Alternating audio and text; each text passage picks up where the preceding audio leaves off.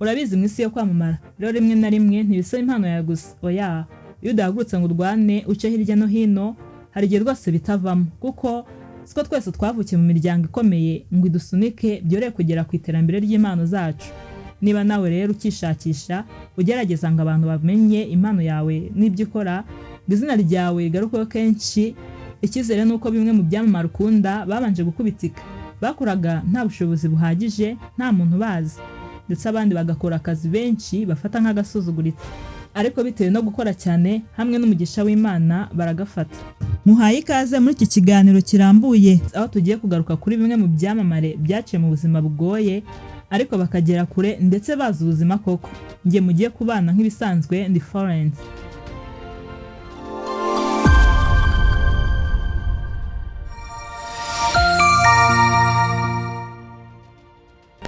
Ku mwanya wa karindwi w'ibyamamare byabanje gukubitika ariko nyuma kakaza gufatwa turasanga umugabo witwa Kiraman. Uyu mugabo kuri ubu w'abana babiri n'umugore yamamaye ku izina rya Kiraman ariko amazina ye yiswe n'ababyeyi ni Niyonshuti Yannick. Avukira mu mujyi wa Kigali Nyamirambo. Wakibaza uti none umuntu uvukira i Kigali ni gute yabanje kugorwa n'ubuzima? Burya aho wavukira hose ntibivuze ko utagomba guca mu buzima bugoye. Nanye navomesheje hano mu 2007 nigeze gucuruza ikarito. Cyo ncuruza icyatsi ufite n'umutaka wa MTN. Ubwo niho twacuruza filime n'ikiguzi. Kiraman yavukiye muri famille idakomeye bakaba bashakisha ngo babeho.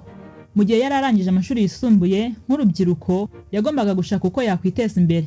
Kiraman utari ufite icyo guheraho yabonye umuntu maze amutiza mudasobwa ariko akajya mukodesha.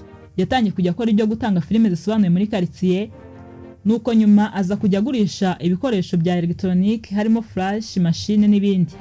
Mu gihe yakoraga ibi nabyo bitamuha amafaranga ahagije nibwo yaje gutera inda umukobwa. Maze kino gihe biba ngombwa ko babana.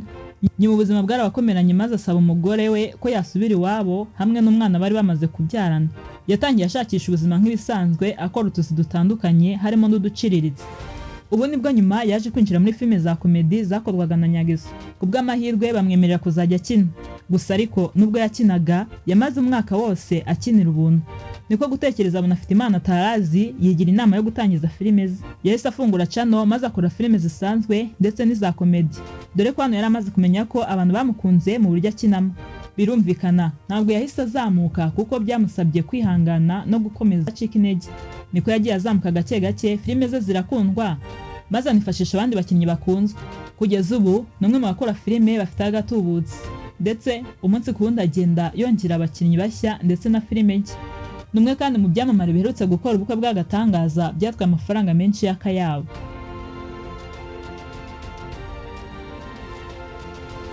Naho ku mwanya wa gatandatu undi mugabo wamamaye ariko yarabanje kuba mu buzima butoroshye ni Sengabo Jean Bosco benshi bamuzi nkafata ku mavuta. Uyu we yakoze imirimo myinshi itandukanye irimo no kuba umusekirite wacungaga amazu y'abakire. Ukimva ko yabaye umusekirite ushobora gukeka ko atize cyangwa ngo yige nabi gusa siko byagenze. Yize amashuri yisumbuye ndetse yewe anarangiza kaminuza. Ariko ubwo yararangije yisumbuye fata yaje kubura ubushobozi bwo gukomeza kaminuza. Maze kubw'amahirwe abona umuterankunga wo mu muryango we waje kumwemerera kumuha amafaranga y'ishuri ariko ibindi byose akazajya byimenyera. Ibintu bitari bimworoheye fata utari ufite ubushobozi wenda bwo gutega na bisi imukura mu Gitega ikamugeza ku Gisozi iyereka aho yigaga. Yagendaga n'amaguru abikora imyaka 4 yose. Amaze kwiga kaminuza Bosco wari warize comptabilité ariko atarigeze abona amanota ashimishije yaje kwigira inama yo gushakisha akazi kuko ngo yabonaga ibyo yize bitazakunda cyangwa abona akazi vuba. Nuko kandi ngahura n'umusore wabaga mu gashamburete k'iwabo ari umusekirite amushakira akazi k'ubusekirite atangira hembwa 28,000 ariko bakamukata 3 birumvikana yafataga 25 gusa. Icyakora akavuga ko ntacyo yari amutwaye kuko fata yabaga mu nzu iwabo atishyura ikode. Fata ku mavuta utarakundaga gukorera ahantu hagenda abantu benshi. Rimwe umusekirite yabuze kuri station yo mu mujyi wa Kigali abayobozi bafata baje kuba ari we bohereza. Nuko uwo munsi bamujyanye haza kuza umukobwa wari wariganye na fata atwaye imodoka ubona ko ubuzima bumeze neza. Fata mubonye agira isoni z'akazi yaramubonye mwakora. Uwo mukobwa utarishimiye akazi asanzemo umuntu biganye ari umusitari mu kigo yigiye hirya maze nyuma y'iminota azazanye envelope irimo 300 by'amafaranga y'amanyarwanda maze asaba Fata gushaka business akora akava mwako kazi. Icyakora cyo nyuma uyu mugabo siko yabikoze, yafashe amafaranga yiguriramo imyenda myiza n'inkweto maze asaba ubuyobozi bwe kutazongera kumujyana ahantu hagaragara abantu benshi, maze icyo gihe bakamuha kurinda inzu zitaruzura n'izitabamwe abantu. Nuko ako kazi agakora igihe kitari gito, igisekirite yakimazemo imyaka 2. Ibintu bitamworoheye na gato kuko ngo yaryaga ikigori akarenzaho amazi. Icyakora cyo ngo yaje kwimurirwa post maze ajyanwa ahantu bateka, ubwo ariko yaryaga ibiryo byabaga byasigajwe n'abakiriya. Fata wakundaga imyidagaduro kuva kera akiri umwana, kuri we ntabwo ari ibintu bya vubaha kuko ngo akiga yajyaga akora ibitaramo bitandukanye, akaba MC akaririmba, ndetse kandi na nyuma yaje gukora indirimbo y'istorero. Icyo gihe akaba yarakoraga gakondo. Nyuma yaje guhura n'umwe mu bakoraga indirimbo z'abahanzi, ariko nyuma bari bariganye bongera kuba inshuti, ari nabwo yatangiraga kumuherekeza aho agiye gukora.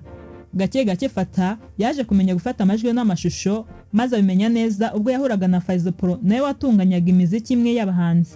Nuko umunsi umwe ubwo bagenzi Bernard nawe wamamaye mu gutunganya amashusho y'abahanzi yatsindiraga isoko ryo kuzafata amashusho muri Primus Guma Guma, yaje gukenera itsinda rizamufasha maze abwira Fata bari bariganye mu yisumbuye.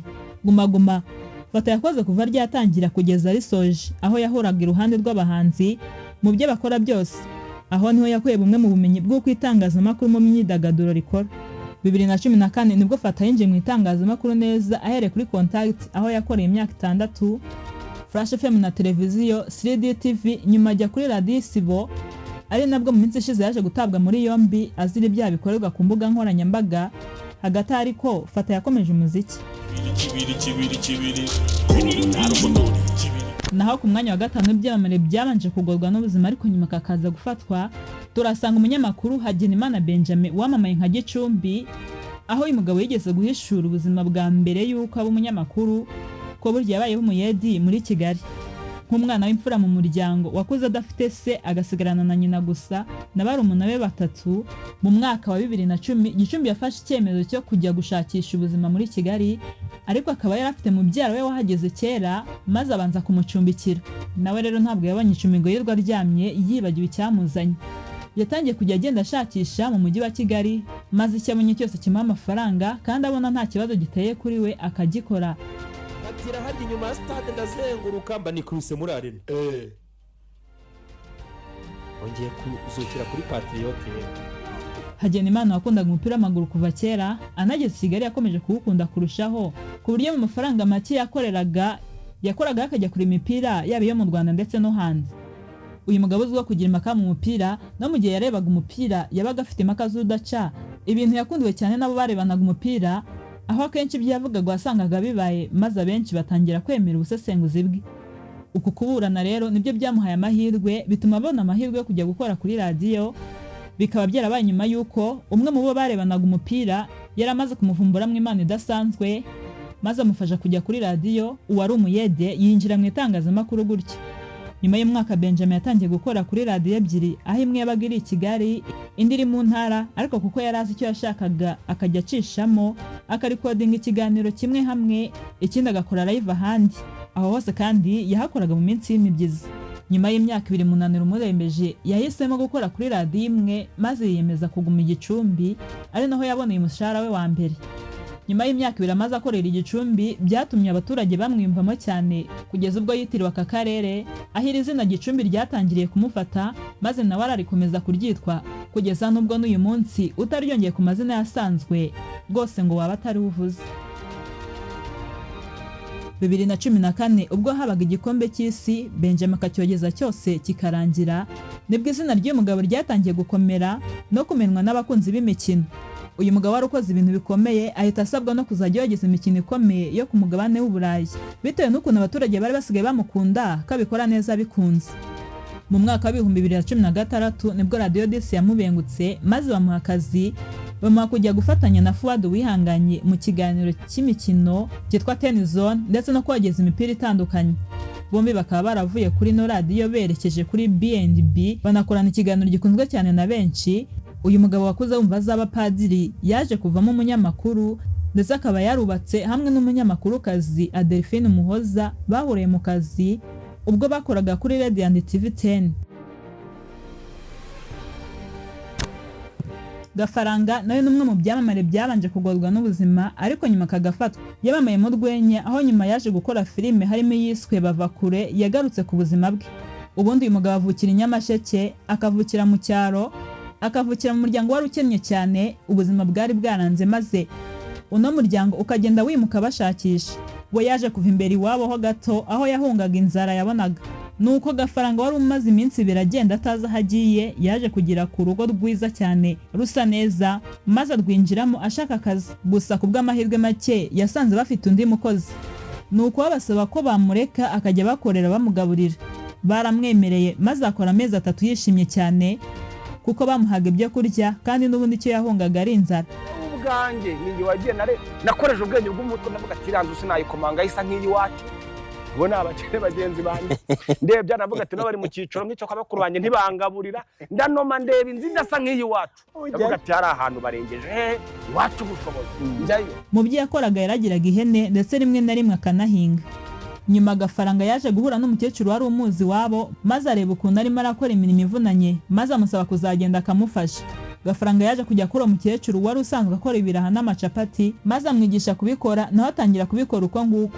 Bitangiye gucamo Gafaranga yaratangiye kuzajya acuruza utundi tuntu turimo gucuruza amashashi mu isoko. Uyu mukecuru yaje kumurangira akazi Kigali aho yaje akabana n'abantu batandukanye ndetse kandi n'ubuzima ntabwo bwahise bworoha kuko nubwo Gafaranga yumvaga kuza Kigali ari muri paradizo byarangiye ahubwo abanje kugorwa n'ubuzima aho yakoze utuzi dutandukanye ndetse benshi bafata nk'utuzi dusuzuguritse. Uturimo kuzunguza ibintu bitandukanye ndetse no kuba yarakoze ikiyedi bitoroshye kuko yarakira umwana n'utundi kugeza naho ubuzima bwanze maze akaza gusubira iwabo Icyangugu ariko akagenda narwaye.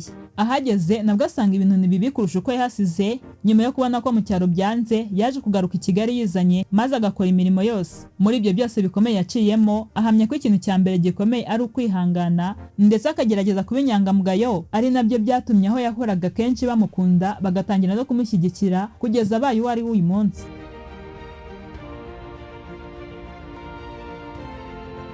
Naho ku mwanya wa gatatu mu byamamare byabanje kugorwa n'ubuzima ariko nyuma kakaza gufatwa ubu bakaba bameze neza. Turasanga umuhanzikazi Sani wamenyekanye mu ndirimbo nka Kungora yakoranye na Bruce Melody, Poropati yakoze wenyine, Rihanna n'izindi nyinshi zitandukanye. Gusa nubwo benshi bamenye nk'umuhanzi ndetse nk'umuntu umeze neza uhereka ukuvuka kwa Sani ntiyabashije kurerwa n'ababyeyi be ahubwo yarezwe n'ababyeyi bamutoye muri jenoside aho mama we yari yamutaye. Nyuma yo kurerwa n'abo bantu Sani yaje gukura maze yigira inama yo kujya korerwa mu kigo cy'imfubyi ku bushake bwe ashaka kugira ngo ajye abona ibikoresho amakaye y'ishuri kuko bamureraga nabo ngo yabonaga ubuzima butari bwiza. Nuko uwo muryango wamureraga wari ukennye ntiwakunze ibyo yarakoze kubera ko iyo wari imfubyi wahabwaga imfashanyo nyinshi. Nuko kwava kwa Sani bikaba byaratumye umuryango ubura ibyo wahabwaga maze agarutse kubasura birangira ahubwo bamwirukanye burundu. Ubwo abandi bana babaga batashye mu biruhuko Sani utarigeze uvuga ko wa muryango wamwirukanye yahise afata i Kigali maze atangira gushakisha acumbika agenda bamaze atandukanye y'abantu benshi Kigali ariko nanone akora akazi ko mu rugo. Amaze gusama umwana muri yo buteye urujijo Sani yaje kwibana mu kazu k'ibyondo bishyuraga 5,000 ariko nabwo ngo kakishyura ari uko wayabonye. Nyuma yo kubyara Sani yazengurukaga ingo zitandukanye ashaka akazi agakora akazi kose nta mafaranga asubije inyuma na make. Uyu munyarwandakazi yamamaye cyane ubwo yagarukaga mu gihugu maze mu kiganiro n'itangazamakuru abantu batungurwa no kumva ukuntu Sani utarumaze igihe kinini hanze agarutse yari bagiye kuvuga ikinyarwanda. Ibintu byagarutsweho cyane basubiramo amagambo yavuze aho yavuze ko kuvuga ikinyarwanda biri kumugora ndetse no guhindura ajya muri system yari amaze igihe hanze atavuga ikinyarwanda bitari byoroshye. Ni mu gihe kandi we yari amaze imyaka 2 gusa hanze. Nyuma y'ibi Sani yakomeje kwamamara ndetse biba karusho aho yatangazaga uburyo yasamye umwana we kandi nta mibonano mpuzabitsina yakoze. Ibyo byose bivuyeho Sani yakoze indirimbo zitandukanye aho uretse umuziki ku rundi ruhande Sani ni rwiyemezamirimo.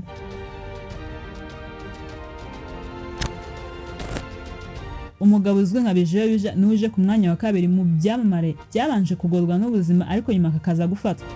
Amazina ye bwite ni Imanizabaye Prosper ariko akaba yaramenyekanye ku izina rya BYABANJE. azwiho kuba umusaza ariko usekeje muri komedi na filime akina, gusa mu buzima busanzwe ni umusore uri mu myaka 30, ibintu bigora cyane ndetse bigatangaza buri wese ubyumvise. Uyu Manizaba yavukira mu karere ka Musanze ndetse mu cyaro. Agize imyaka 5 avuga ko aribwo yamenye ko nta babyeyi agira, ubwo yarabajije nyina wabo impamvu we nta babyeyi bamubyaye abona. Cyo nafite imyaka 5 baza mama wacu ntariko mama na papa bagiye ati birumvikana yakuze atagira umubyeyi bityo akurira mu buzima butoroshye. Aho avuga ko yajyaga kwiga amaze gukurikira mwarimu akaba arimo atekereza icyo ari burarire, iki gihe ngo yaribanaga kandi ari umunyeshuri. Kwiga nabwo avuga ko kubona amafaranga y'ishuri byabaga ari ibintu bigoye, aho yafashwaga n'abanyeshuri bakamukusanyiriza ayo babahaye bakamubonera minerivare mu gihe ikigo cyabaga cyamwirukanye. Nyuma Manizaba yasoje ayisumbuye maze nabwo ubuzima buramugora. Yatangiye gushakisha maze akazi kose abonye akagakora. Mu byo yakoze harimo ko yajyaga mu kiyede maze uko akora aka kazi birangira nawe amenye kubaka hamwe no kuba yashushanya inzu, ibi navuga akazi neza cyane. Bagenzi be biganye harimo Dr. Nsabi batangije gukora filime maze bamusaba ko yazageza kubafasha, ibyo akabifatanya n'akazi ko kubaka. Nyuma yaje guhitamo kwita kuri filime, aribwo we na bagenzi be batangije iREBERE TV maze abantu batandukanye batangira kubona impano zabo. Ubu nibwo bije yatangiye gukinana na bamwe mu bakinnyi bazwi, aho yatangiriye muri filime na komedi za Kiramani. Bije ubu numwe mu bahagaze neza muri filime, dore ko nawe uretse gukina mu z'abandi afite nawe channel anyuzeho filime wongiyeho n'ibindi bintu akora ku ruhande.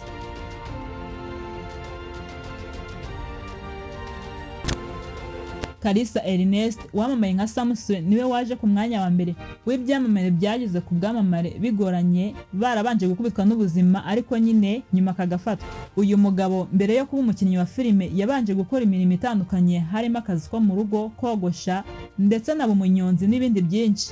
Ubusanzwe Samusure n'umugabo wize amashuri 3 abanza gusa, hanyuma aza kurwara amarozi bituma amara igihe kinini atiga. Nyuma yo gukira byahuriranye no kuba atarabaga iwabo maze ntiyasubira kwiga. Kuva ubwo atangira gusakisha ubuzima mu buryo butandukanye. Yabanje gukorana na papa we wari umwubatsi, nyuma aza kubivamo ajya gushakisha ahandi azajya akora akazi gatandukanye. Ahera ku kazi ko kwirukana inyoni mu gishanga, nabyo bivatangira kubagarira umuceri kuko yarakiri muto, agenda akora buhoro buhoro ibyo ashoboye maze amafaranga akuyemo akagenda yegeranya aza gutangira gucuruza ikarito. Nyuma yaje kubona akazi kamuhemba 700 ko mu rugo maze reka gucuruza ikarito kuko n'ubundi ngo ku kwezi yungukaga 500 gusa. Nyuma ya 700 Samusure yaje kuzamurwa maze agira ku guhembwa 2000. Bitewe no gukunda radio cyane, uyu mugabo akaba yarakundaga gukina amakinamico, yifuza kuzajya i Kigali kuyakina. Cyakora cyo bwa mbere aje Kigali yaje kureba Lucky Dube bahuye agenda, ariko aza gukomeza gushakisha akazi muri Kigali, ari nabwo yatangiraga gukora amafaranga menshi mu 5,000 kuzamura akazi ko mu rugo, ndetse aza kuzamurwa ajya ku 10,000, ibyo akabikora na fotora. Nyuma rero Samusure yaje kugura igare atangira no kuba umunyonzi. Igihe kimwe cyaje kugera Samusure aza gutura muri karitsiye imwe na Kanyombya wari ufite mwene wabo ukora amakinamico. Nuko rimwe agiye gukora amakinamico aca kuri televiziyo baza gukenera abakinnyi, ari nabwo Kanyombya yahuzaga Samusure n'uwo mwene wabo wakinaga amakinamico.